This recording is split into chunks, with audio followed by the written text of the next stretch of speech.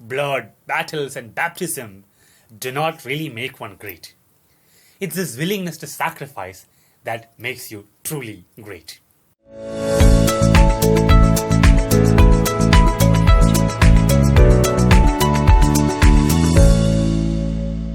My dear brothers and sisters, today's Gospel, the third prediction of Passion, has a beautiful discourse on Christology.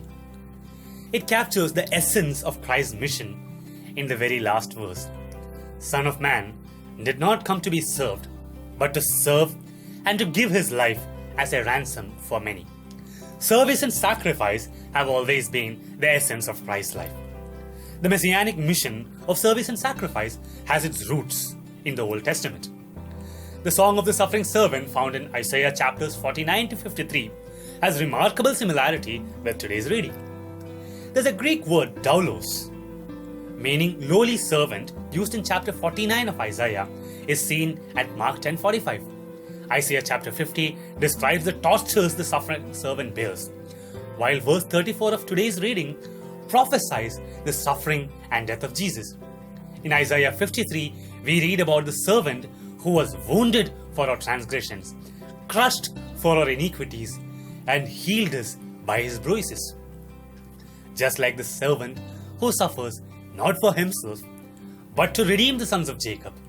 At Mark 10:42, Jesus says, He came to give His life as a ransom for many.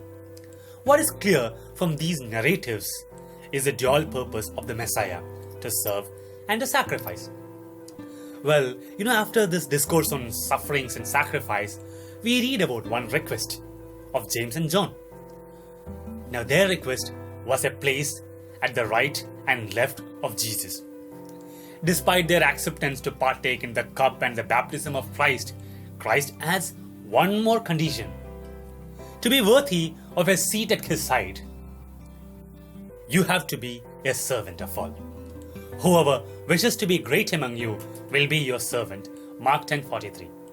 Whoever wishes to be first among you will be the slave of all. Mark 10:44. Blood, battles, and baptism do not really make one great. It's this willingness to sacrifice that makes you truly great. Jesus made it a point to unify service and sacrifice. In John 13:15, he says, I have set you an example by washing your feet. You should do as I have done for you. In the reciprocal, John 15:13, Christ says, Greater love has none than this, to lay down one's life for one's friends. Without service, sacrifice remains hollow.